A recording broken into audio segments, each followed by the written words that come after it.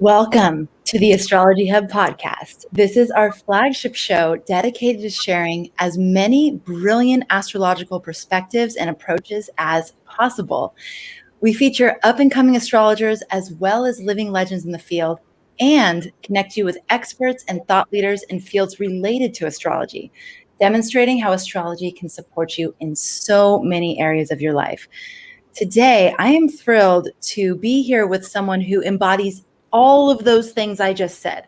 Not only is he an amazing astrologer with a very diverse background in astrology, but he also brings in lots of related fields and weaves them all together in living his life. So I am very, very excited to introduce you here today to Mychal Bryan.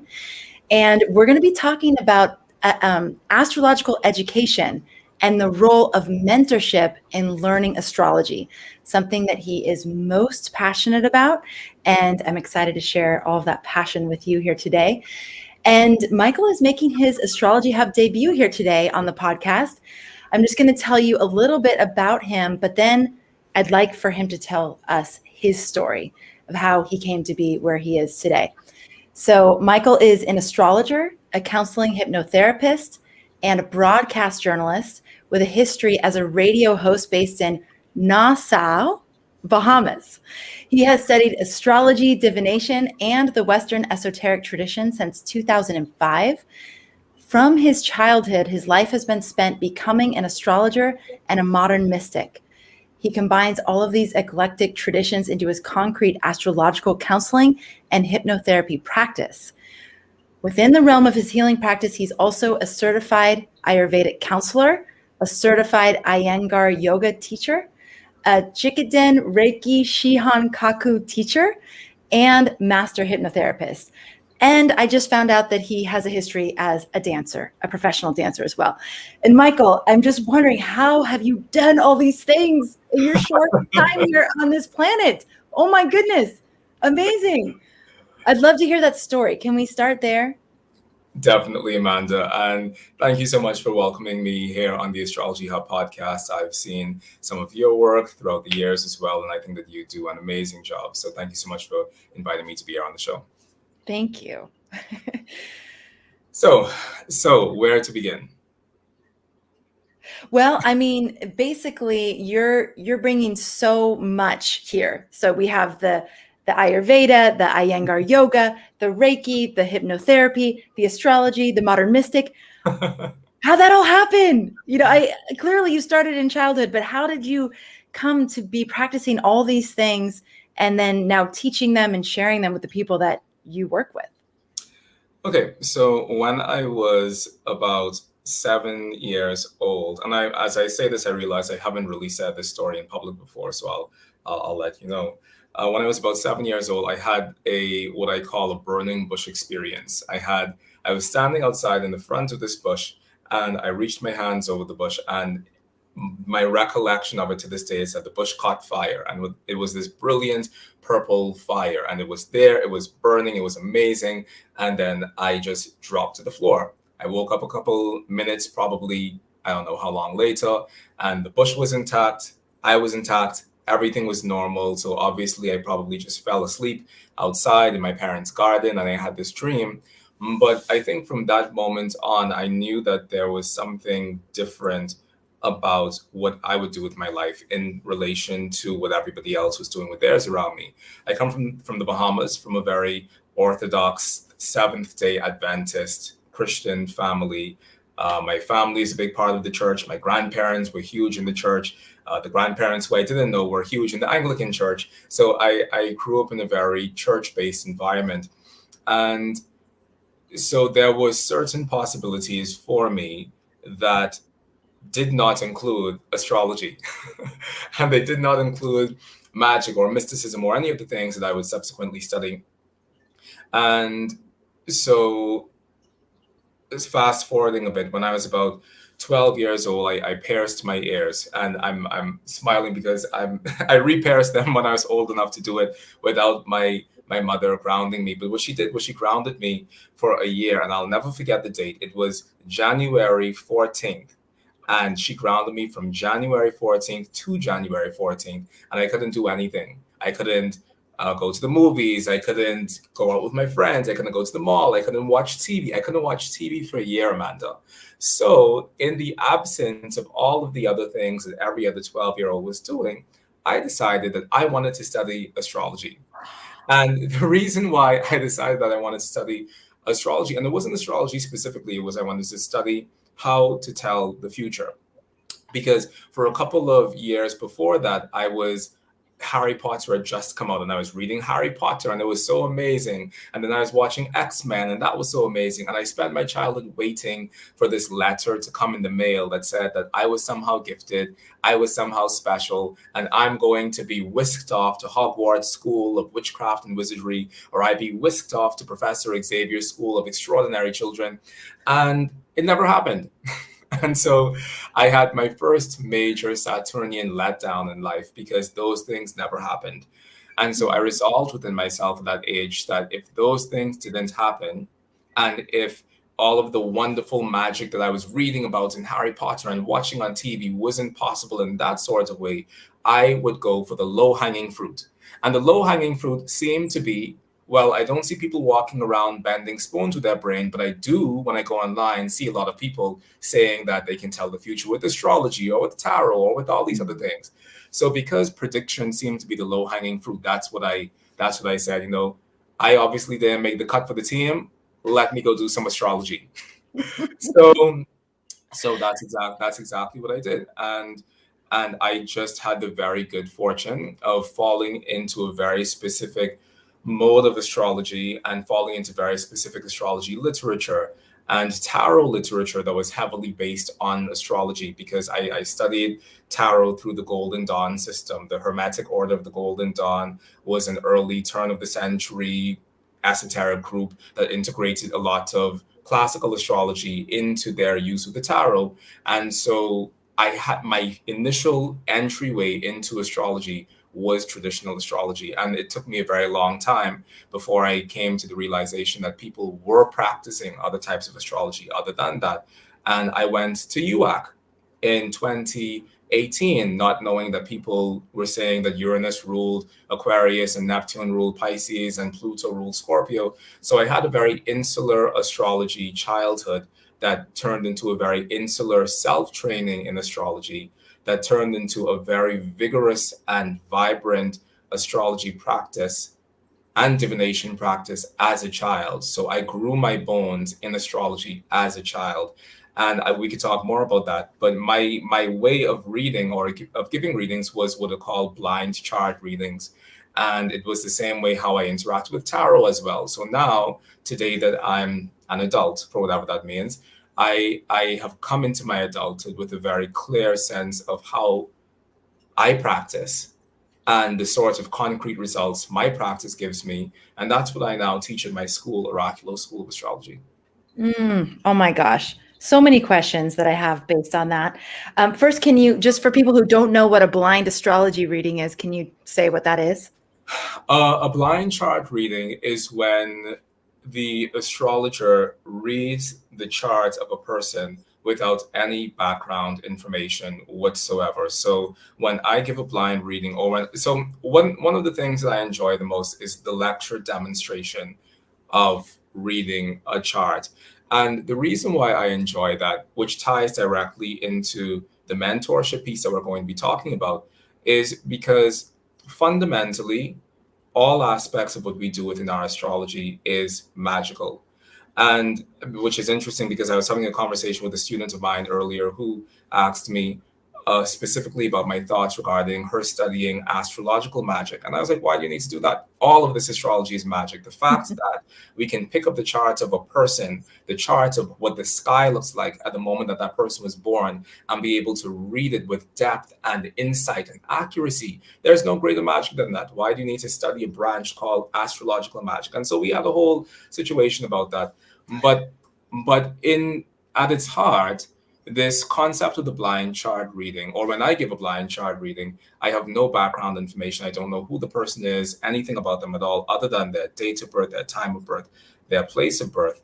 And I'm also keen on knowing the gender of the person as well. And there are some reasons about that. And I've gotten some backlash about saying that publicly recently, because we have so many ways in which people present gender and so many ways in which people interact with and identify through gender.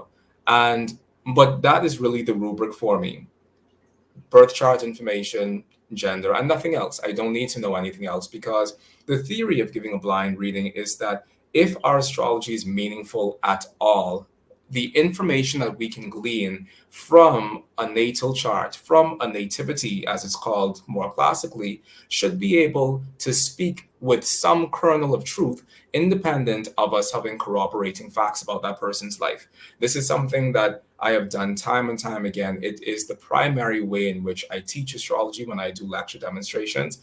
And it's something that I don't see enough people doing. And I have some very specific thoughts about that. And I don't want to dive into that right now, because it's a subject that I'm very passionate about. Like, why aren't we doing more of this? Why aren't we training ourselves in a way where people can hold their astrology in such a concrete way, where they're able to speak to the concrete experiences within a person's life without knowing the background information about that person? Anyway, so that's basically what a blind chart reading is. And as you can tell, I'm very passionate about this topic. I'm full of passion, Amanda. Oh my God. I love it. I love it so much. And Mychal, I can see why that would be both something that you would feel passionate about and also something that would be a little bit sensitive, right? Because we have probably a debate within the astrological field about whether or not that makes astrology more or less valid, if having information about the person makes astrology more or less valid. Where's the role of intuition? I mean, there's tons of topics we could go into based off just this, right? Well, the thing with that, I think one of the things that gets people very uncomfortable is the prospect of being wrong. And I mean, and obviously there are other factors that tie into this discussion as well. But I remember when I first started doing this, a friend of mine who's a world famous author messaged me privately on Facebook and was like, Mychal, why are you doing that publicly? And I was like, why not?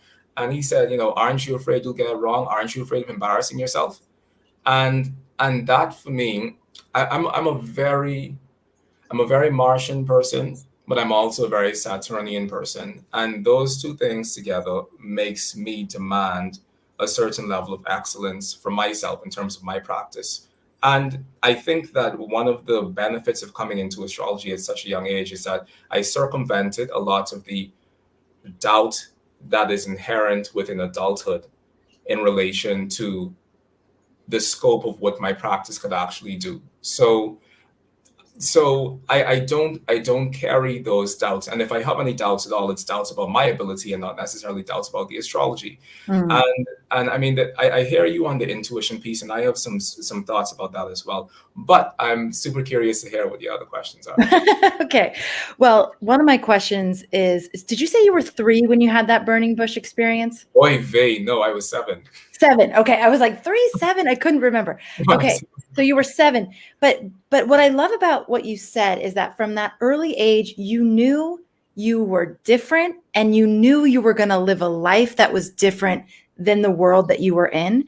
I think there's a lot of people having those kinds of realizations like right now as adults, or, maybe we've had it at different times in our life. And this is kind of a out in left field question, but I think that a lot of people can relate. How have you dealt with being a quote unquote outcast of your family and your upbringing, your religion of origin? How have you dealt with that? This is such an amazing question, because at the moment I'm in school studying counseling, and we just finished our module on family counseling. And last night I just wrote this entire dissertation about all the ways I was different, and I was gay, and I was a boy, and I was into all of these magical things, and no one understood me, and I cried myself a river. But I really did all of that because it was 20 minutes before I had to submit the assignment, and I had to flesh it out, and so I really put on a grand finale in terms of my final. Anyway, I'm rambling. The point is, Amanda, the point is that I think that being a young gay man growing up, boy growing up in the Bahamas, which is a heavily Christian influence environment, and being black, and there are certain things associated with black culture. There's this thing within black culture where black people aren't supposed to be gay because that's just not something that black people do. And then it breaks this whole rhetoric about what a strong black man is. And it's this whole thing, and it's very poisonous, and it's also very toxic. And so I think because I already knew within myself that I was an outcast for those reasons, even though I wasn't outed yet, and even though no one knew, I mean, everyone knew I was gay. When you have, I don't want to say anything that's not politically correct, but I mean, you could see me as a kid, and you knew I was gay. Um, and so what I'm saying with that is that because I knew that I held that within myself already, and that the society around me didn't have a container to hold that, and my society and my family didn't have the internal infrastructure to hold my experience as a young black gay child boy, I think it caused me to double down on my own independence and my own autonomy at a very early age. So when I got into the things that I got into, they were seen as being extensions of a wider pathology of weirdness that is associated with Mychal. But it so I mean I mean, so many of us are relating right now. The pathology of weirdness associated. Yes, good. definitely, I definitely. like that. There Yeah. was this entire pathology of awareness. I remember, and I was always a debater, and that's a part of why I went to study journalism in school and communication. I remember debating with my dad in the living room because I was trying to convince him that the chakras are real, and they're real even though they're non-physical. And he was like, "Bro, do you hear yourself? How can they be real and non-physical at the same time?" And I and whenever I found a question that someone asked me about my practice that I couldn't answer, it forced me to go back to the drawing board and find those answers. And I'm deeply unsatisfied with the experiential response of you just have to feel it to believe it, or you just have to experience it to believe it. No, I mean, what is the internal backbone upon which these beliefs are built? And who thought these things before we were here? And so I've in answering your question, I've been so caught up in making sure that if I was asked to defend my craft, I'd be able to, that it didn't even occur to me how different I was from my family. It was like, yeah, this is a known factor, but I'm so caught up over here cultivating this astrology, cultivating this tarot, cultivating this understanding of the Kabbalah, that my weirdness created a shield for me that blocked out those other experiences. I'll tell you a story. I was in university. Like I said, I come from a Seventh-day Adventist family. So I went to a Seventh-day Adventist kindergarten, primary school, high school, university. Like I had a Seventh-day Adventist training all the way. No meat eating on campus. You can't bring chicken to school, like the whole 9 yards. And I love that because today I'm vegan-esque. I'm vegetarian, leaning towards vegan. I have my dairy moments, but that's about it. And but I love that aspect of my upbringing, this lack of meat in my life. Anyway, that is one piece. But I remember that they did these room checks, these dorm checks. I think it was on Friday evenings, and one evening they did a dorm check, and they found it was my first year in university, first semester in university, and they did this dorm check, and they found my tarot cards, my rune stones, and that was it. They found my tarot cards and my rune stones, and they got confiscated. They got confiscated by the dean of the university, and it's so strange. I'm a university person in university, and I'm still having something like my tarot cards confiscated. And he held them for the entire semester. And I don't know what I did during that time, but even though I was in that environment, I still was cultivating these crafts within myself. Even though the tools of my craft were taken away, I still was cultivating these crafts within myself, which says something to me, I think, about the power of these things that we practice. And the power of being following your passion. And really, it's almost like that insulated you from a lot of the, did you ever doubt yourself? Like, did you ever think maybe I am crazy? Maybe they are right. Maybe I'm like just totally out of touch with any reality. Or were you pretty confident that what you were seeing and feeling and experiencing was real for you? I think a part of, and this goes back to the thing of coming into it as a child. I think a part of coming into these crafts at 12 years old, at 11 years old, it does something, because from a physiological level, the sutures within your skull haven't fully ossified yet, and we know that when a baby is born, you can't touch the center of their crown of the head, because that's their fontanelle, the parietal fontanelle, and it's a soft spot because the child is still growing, the brain is still growing. There's all these things happening within the child. And so, but that doesn't fully ossify until you're around 12 years old. And so I'm saying that to say that in certain Native American traditions, there's this thought that that soft spot is what allows you to maintain your spiritual connection, or it's what allows you to maintain that connection to the mythic or the numinous or to the gods or the ancestors. And so I came into it right on the brink. It closes off at 12 years old, and I think I came into it right on the brink of it closing off. So because I was still in that imaginal part of my youth, I took these things into myself, and they became a part of myself.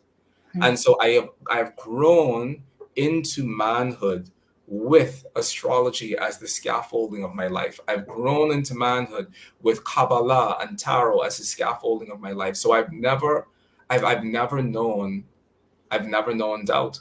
I've never known doubt in anything that I do. And also, if there's something that is incorrect, I assume that to be my problem. I got that incorrect. But I cannot blame it on these tools, because these tools have spoken words of wisdom and truth for my entire life. So if there is an accident to be made, I will take the blame for that. If I can put my head on the chopping block for astrology and for tarot and for Kabbalah and for all of those things, because they have proven the timelessness of their wisdom, the fault is mine. The death will be mine, because it's me who has done a disservice to this field, not the other way around. Whew, wow. Awesome. Okay. We have a lot of people wondering what your sun, moon, and rising are. If you don't mind sharing, you don't have to share if you're not comfortable sharing that. But if you would like to, then people want to know. My son is my son is in Taurus, and that's really as much as I usually share. And I'll tell you the reason for that. The type of astrology that I practice, and the type of astrology that really turns me on, is concrete astrology. And by concrete astrology, I mean that I was giving a lecture demonstration, I think it was last week, and I said to the person that because of whatever divorce occurred within their family when they were a child, their siblings were the ones who received the brunt of the impact of that divorce, and that caused the siblings to have an addiction or to have a drug addiction. And that was in their chart. Versus another lady who I gave a reading to, who stands out, who it was obvious from within the perspective of astrology that I practice that that and once again, I know that not everyone holds these there's sensitivity around this, but it was obvious that if there were three children in this person's life, and I say if there were three children within this person's life, based on her chart, it showed that the first child was in peril of death if the first child hadn't already died. It showed that the second child receiving the impact of that death caused them to have a mental break and caused them to have their own mental situation surrounding that, and that the third child was in the world living her best life. And so when I said this to the woman, she said, that's exactly what happened. My first child died tragically. My second child, who was close to the first child, had a complete psychotic break as a result of that, and is still suffering from that to this day. And my third child is in the world living her best life. But that as well was in her chart. And there are many instances like that within my practice. My students, it's not amazing for them anymore because they see it every single week, because I teach astrology for 8 hours on Saturday, 8 hours on Sunday. So they see it every single week, this sort of astrology in action. So for my students, it's no longer fascinating because, and I had a bit of a meltdown last week, 2 weeks ago. I'll tell you about it if you want to hear. But my students are no longer impressed because they expect that sort of thing within the hub of our training. But so I'm saying all that to say that for this reason, because I know what astrology can be in the hands of someone who can wield astrology in that way, I never give my chart information out. Because, and also, I don't have the fear that many people can hold astrology in that way, but I do know a few of them. One of them is Judith Hill. Judith and I was speaking um, 2 weeks ago, and she told me about you. And she said, Mychal, that would be a great opportunity. And I was like, Judith, well, if it happens, it happens. And then 2 days later, I got the email from Laura inviting me on the show. And I thought that it was Judith who told you to reach out to me. Nope. No So, connection. Wow. So, I mean, that was uncanny. But one of the people who I know who can hold astrology in that way is Judith Hill. She is truly extraordinary, and we've connected because of that. Christine Skinner is another person who holds astrology in that way. Christine is in the UK. I think Christine is one of the greatest astrologers in the world. And if she heard me saying this right now, she would completely she'd completely flush, because she doesn't necessarily believe that about herself. But Christine is one of the best. Christine is one of the best in our field. Another person is Faith McInerney. Faith McInerney is one of the best within our field, and no one knows Faith. And so for me, the astrologers who are worth their weight in I mean, for the ability to demonstrate this particular skill, not all of astrology, but this skill, are people who really aren't that known, with the exception of Judith, because everyone knows Judith. But those are astrologers who I've seen capable of operating in the way that I just described.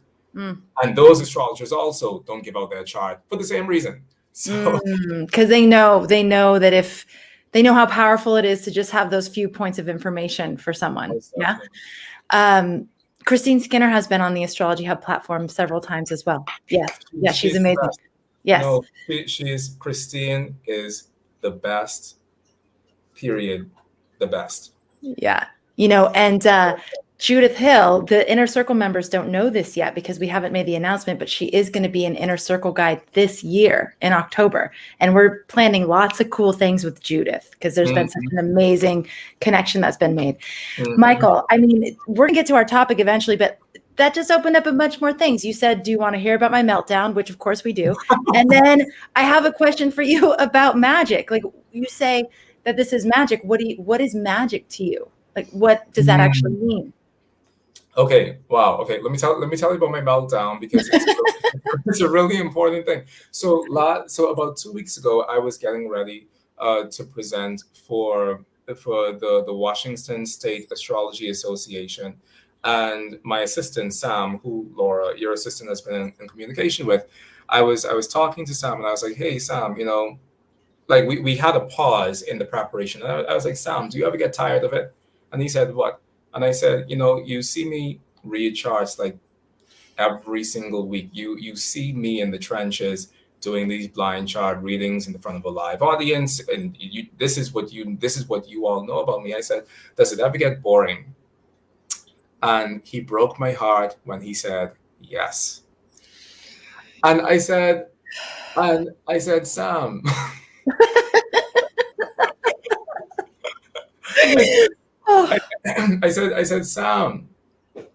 I said, why? He said, because you do it so often, you do it so well. That for those of us who are your students, we just have there's no shadow of a doubt in our mind that what you're saying to a person will be accurate. There's no shadow of a doubt in our mind that what you're saying is going to be a concrete reality that has happened within that person's life. And that broke my heart as well. And the reason for that is, and I mean, I said this to someone, and they were like, Mychal, get over yourself. Like, your students told you that they get bored because you're accurate and you're crying about it. And I was absolutely crying about it because I hate the thought of astrology and the experience of that magic becoming so commonplace that it's just expected to happen. Because I think what a lot of us as astrologers take for granted is that it's not supposed to work. It's not supposed to work. And so when I hear my students, and then after he said that, I went to my entire student population and I said, "Hey, are you all bored?" because my students, they're my family. They're my family. I have my students. They are my family. There's nothing but love within that space. We're small enough for me to know everyone. I know where everybody lives. I know what their likes are, what their dislikes are, and they are my family. So I said, "Hey, are you all bored?" And they said to me, "Well, we what else? When you read the chart, it's going to be correct." And I think though the weight of that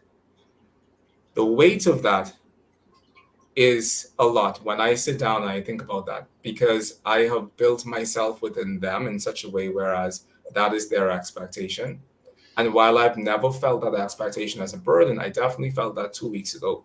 And I also felt that if I have taught these people so well that they already know what the ghost in the machine is, they already know what the hands are behind the curtain, they already know how to replicate these results for themselves, then what else do I have to offer? Oh God, yesterday I was teaching yoga, and at the end of class, I said to everyone, I said, I could cry right now. I'm so happy it's Friday. Like, I'm so happy tomorrow is Friday, because today I spent the entire morning in bed, just in self-care. I gave myself an hour of Reiki. I rolled over. I did my own self-reading, my own self-tarot for the first time since December. And I really took the morning to just settle in the things that nourish me. And I haven't done that in a long time. And so anyway, that was my meltdown. And I'm still actively melting down. Um, I'm less meltdowning today than I was last week. It just was a lot going on. But the brunt or the core of it was, what else do I have to offer the world if I've already taught so much? I've already done so much. There's so many people who I've taught to do what I can do. What else do I bring? I'm a one trick pony. I'm a Taurus. I'm a very, very Taurus person. And so I have my one trick. And my one trick is that I know how to read charts extraordinarily well with a very high level of accuracy. That's my trick. And so what do I do now? I'm not one of the fixed star people. Fixed star is it's the cat's meow now. Everyone is into fixed stars. I'm not one of the fixed star people. I'm not one of the astrolocality people. I'm not one of the astrocartography people. I'm not one of any of these people who are now coming up. I'm just me in my pajamas in the Bahamas doing some astrology, and I don't know what else I have to offer. And I'm also going through my Saturn return, and so. Well, first of all, let me just say this. Those questions you're asking are the doorway to whatever's next. That's number one. Number two, I remember, like, how many minutes ago? 33 minutes ago, reading your bio, which didn't sound quite one trick pony to me. There is so much in there, and something that we were talking about behind the scenes before we went live today, because I'll tell you what happened, everybody.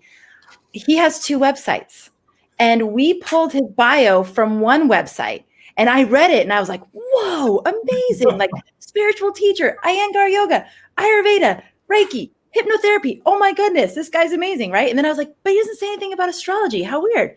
And then we get on and I go, Michael, your bio is amazing, and yet it doesn't say anything about astrology. So should I just throw in there that you're also an astrologer?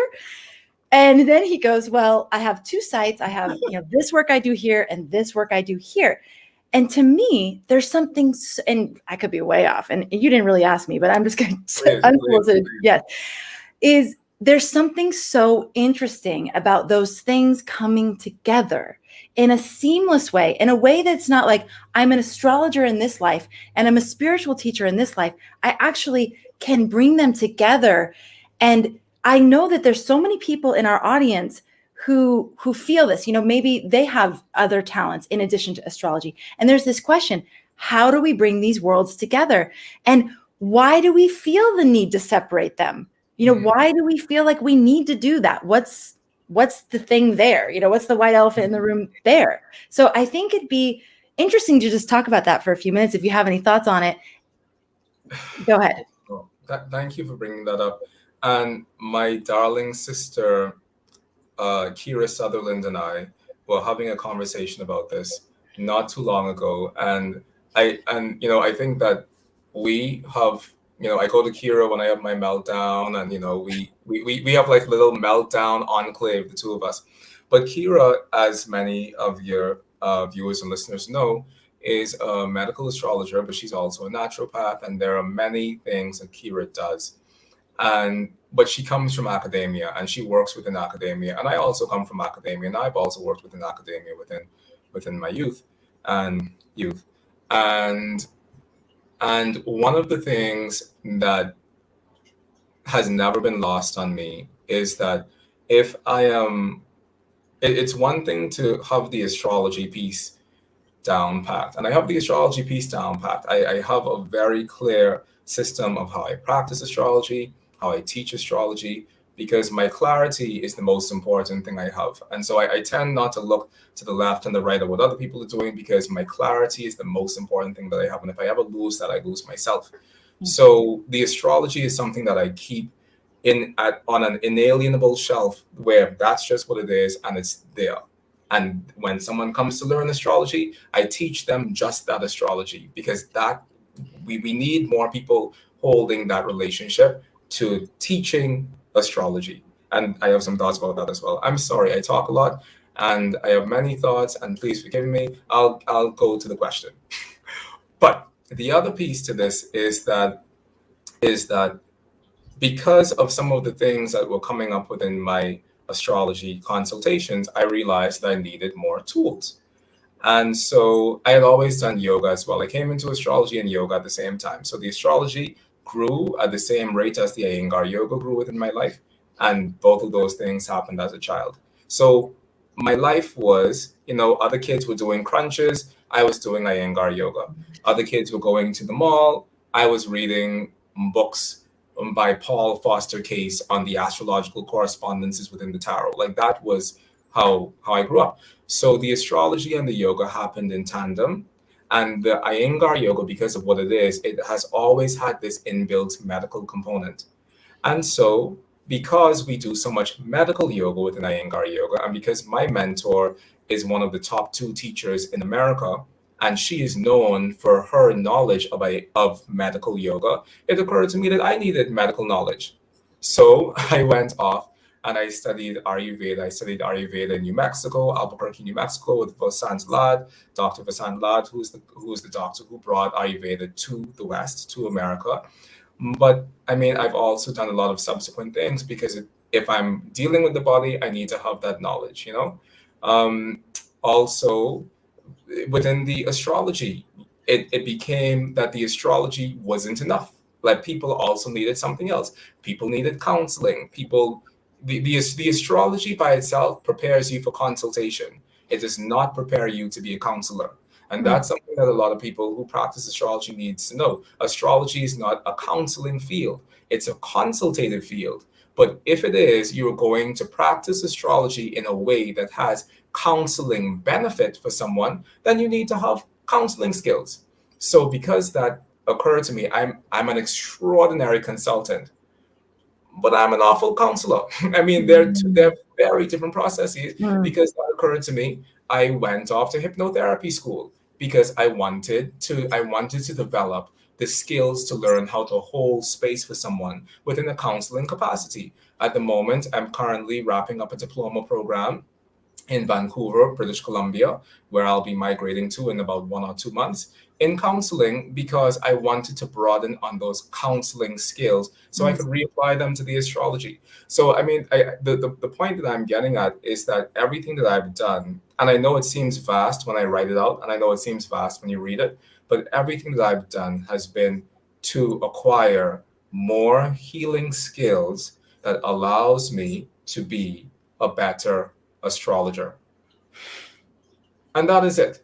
So, yes, I've done the neuromuscular therapy. Yes, I've studied and I'm certified in neuromuscular therapy. certified in Iyengar yoga, certified in by Vasan's lad in pulse diagnosis and Ayurvedic wellness counselor, and all of these things, chicken and Reiki practitioner. But all of these things has been because I wanted to develop a healing practice out of my astrology practice. And I think that we need more of that crossover within the minds of people. I'll tell you one more thing, Amanda. At the moment, I'm doing first year medical school courses because one of my students said to me, Michael, uh, we need to do a research project on addiction in astrology because many of the charts that were coming up within the blind chart readings that I do within class have been people who have addictions and they have addiction signatures within their chart. Someone like Judith Hill could see addiction signatures like that. It's something that I'm also good at seeing. And so one of my students said that, Michael, we need to do a research project on addictions through the lens of astrology. And I thought about it and I was like, sure, we'll do it. And then another student of mine said, hey, Michael, you deal with a lot of women's reproductive health issues in terms of the Iyengar yoga that you practice. Have you ever thought of doing a research project on women's reproductive health through the lens of astrology? And I was like, sure, well, yeah, I guess we could do that too. And everybody started, and another student said, Michael, I'm a trans I'm a trans woman within your class and someone else in your class is non-binary. We should do an oracular-based research on astrology and gender fluidity and astrology and gender. And I was like, sure, we could do it. So the point is, I started, I'm a yes person. So I started to accumulate all of these very specifically medical things coming into my life. And I said, well, hey, if I'm going to be doing so much of this, even though I've already studied anatomy and physiology, I need to go and do this again because that's what I'm being drawn into. So for the purpose of the medical astrology research that we're doing, I'm now taking first year med school classes from the University of British Columbia through a professor at the University of British Columbia, because I feel as if you're going to practice in a specific area of astrology, you should have that background work. How do we practice financial astrology without knowing anything about the financial market? How do you practice or teach medical astrology without knowing the difference between the ethmoid bone and the sphenoid bone? I mean, these aren't oy vey. I'm sorry that I'm It's so good. Please don't apologize. It's fascinating. I love it. I love the enthusiasm. And you said you like to talk. Well, I have lots of questions. So the two of us together, probably we can go on and on and on and on. And it's so good. And as you're speaking, I'm like, I'm going to have Michael back because there's so much more to talk about. Out of everything you just said, we could have gone down like another 10 different streams. And I'm seeing too, maybe in the future, you're going to be more like speaking and advocating for astrology, like reporting on the research findings and actually being someone who goes and educates people about astrology and about the usefulness and effectiveness of astrology. See that. That is my entire goal in this lifetime. I found out recently that my grandfather was an astronomer who was also an Anglican priest who studied astrology. I never knew this.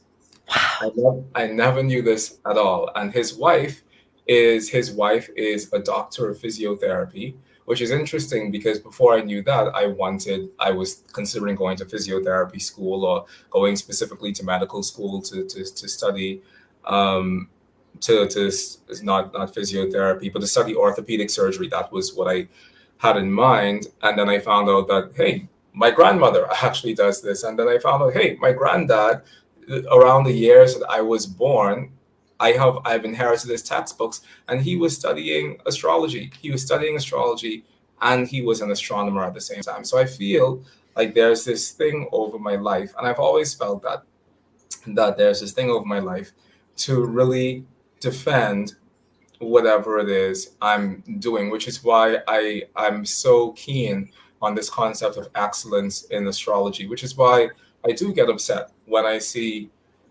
the someone talking about medical astrology who has no knowledge about the human anatomy or physiology. Right now, my microphone is on top of, it wasn't plugged in, but it's on top of the textbook of medical physiology, which like this is my life, and I really think that if we expect for people to respect astrology, we have to have some portion of the knowledge that they have. So if we expect the astronomer to respect astrology, we have to sharpen our own understanding of astronomy. When I wanted to learn astronomy, I reached out to the chair of the Department of Astronomy at Georgia Tech University, and I mentored with him in astronomy to know astronomy. When I wanted to have a medical background, I studied medicine. Yeah. So I just think that we owe astrology has made us all to a large degree who we are today. It's given us, so many of us, a very comfortable lifestyle. I've lived comfortably during 2020 because of my astrology practice, and as I talk to some of my other colleagues, they've also lived comfortably during 2020. What are we giving to this astrology? Are we just taking from astrology? Are we just using this astrology because we realize that it's something people are interested in? It's something that's very popular. What are we giving back to this field? And final thing I'll say on this point is that I was talking with someone the other day about I was actually talking to Judith Hill, and I was telling her about some of the medical things that I'm doing at the moment for the research that I'm doing.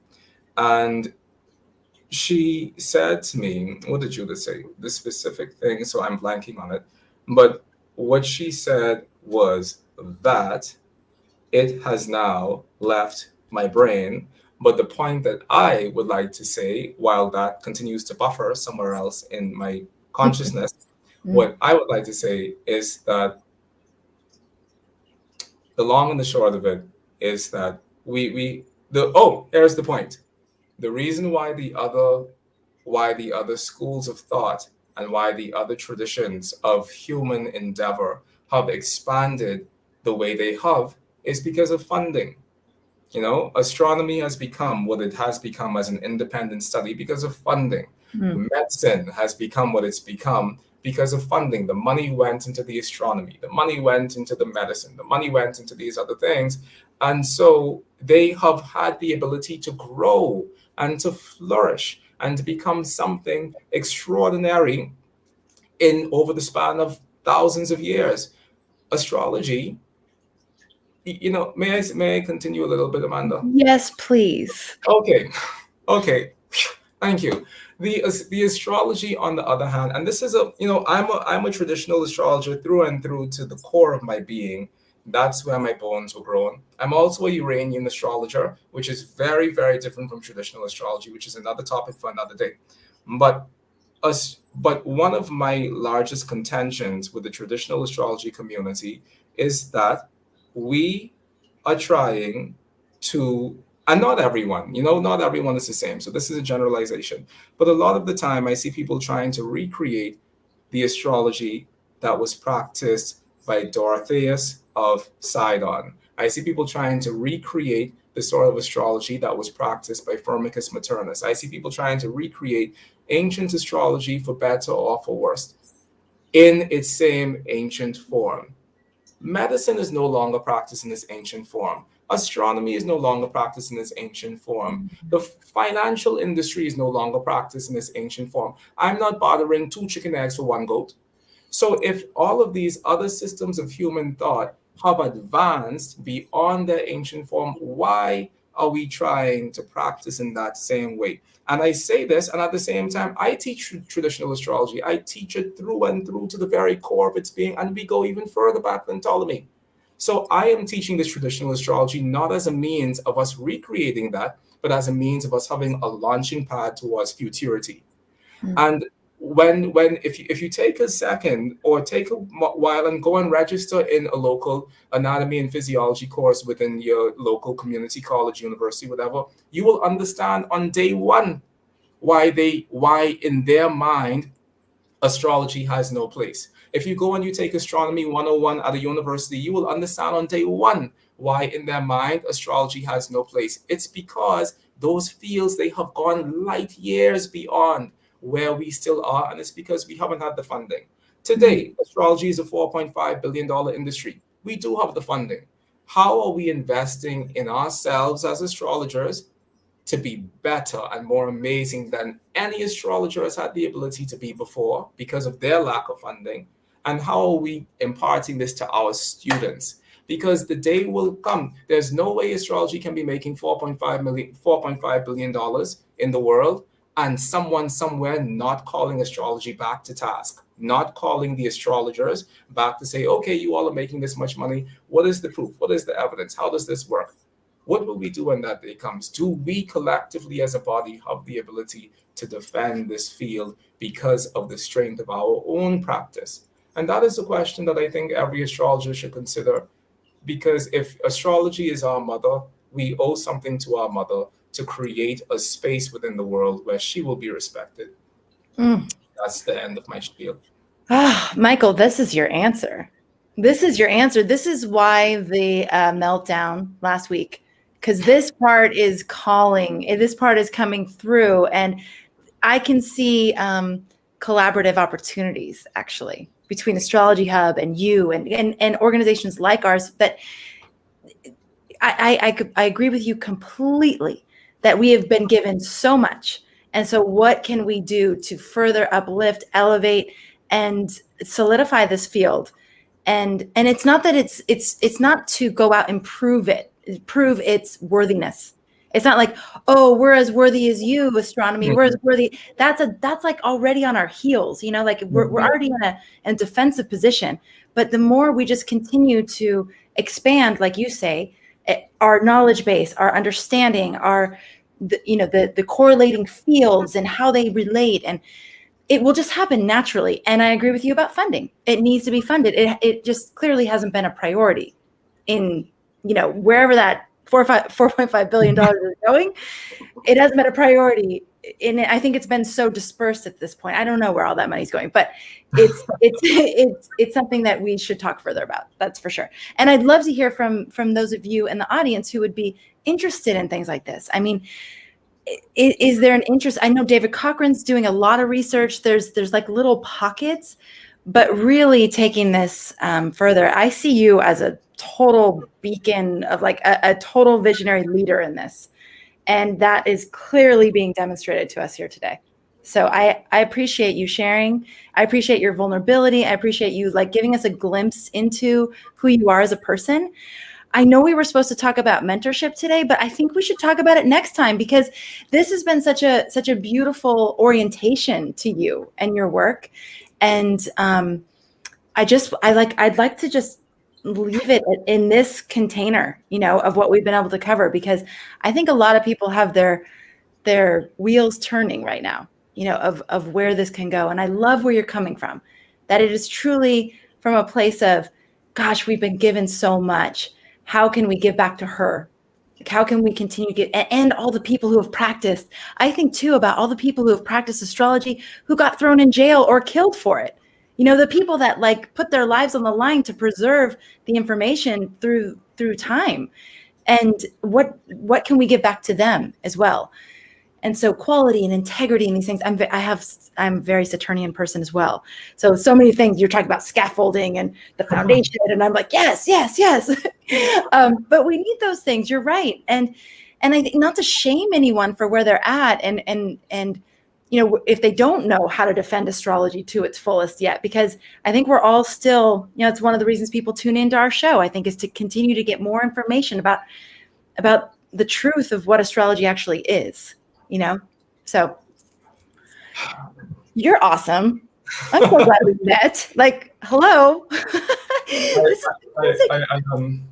I am as well, Amanda. This has been great. Mychal, I've been interviewing astrologers for almost 6 years now, and it continues to astound me. When I meet someone like you, 6 years in, it's like, wow, this field is full of brilliant people, brilliant minds, brilliant hearts, and people that are so passionate about this craft and this science and this art and whatever you want to call it. We didn't even get to your what's magic.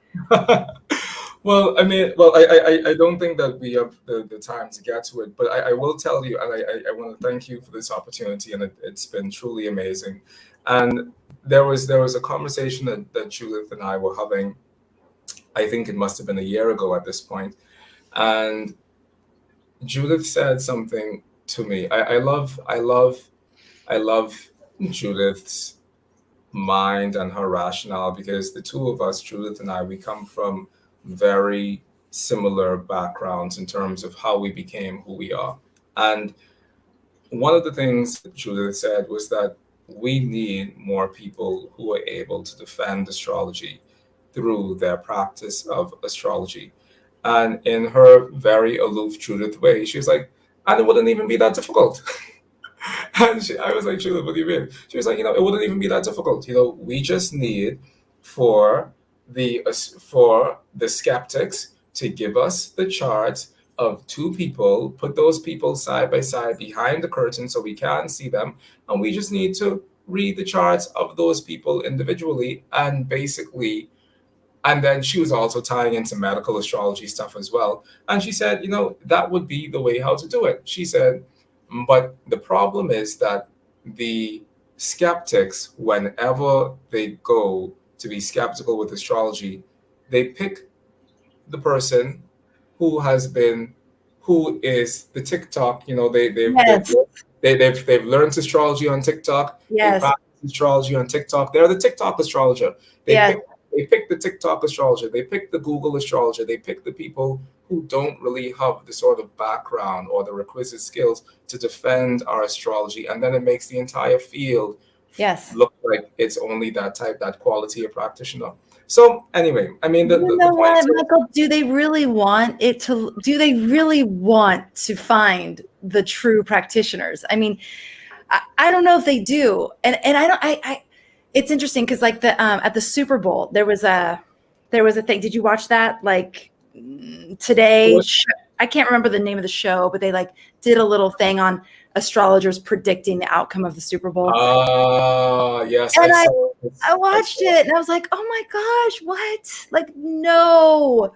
I And saw.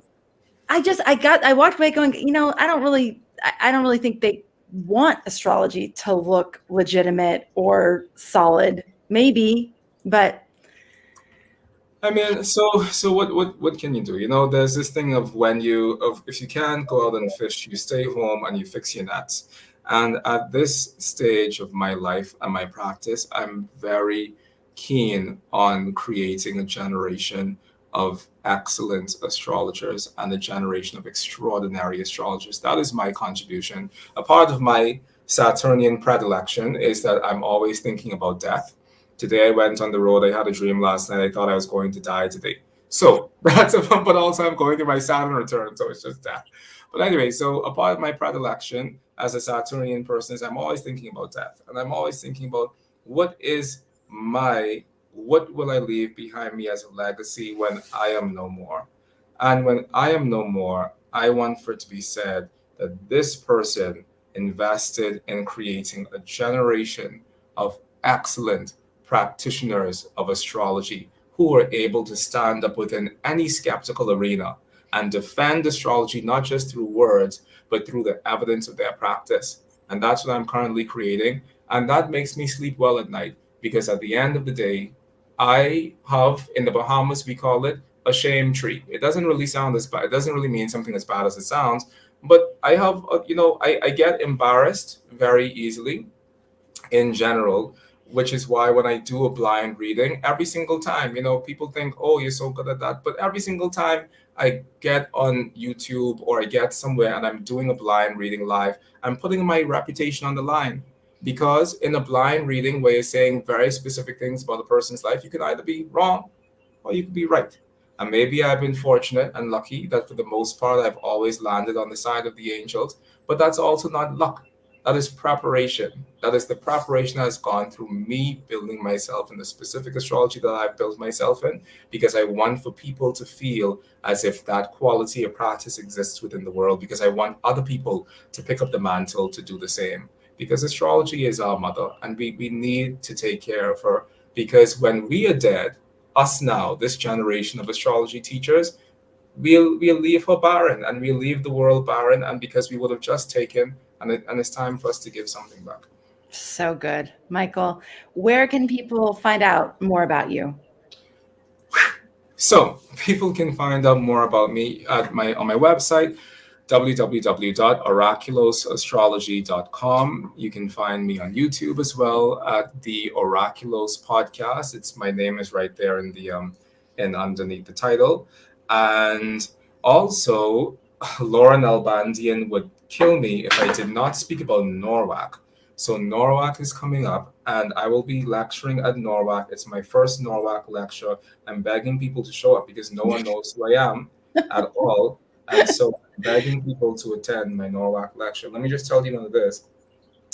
My Norwalk lecture will be Saturday, the 29th of May. I will be talking about Uranian astrology, your hidden astrological powers in plain sight. I don't know how many people are watching right now. Please show up. I really appreciate it if you did show up because it's going to be a great talk.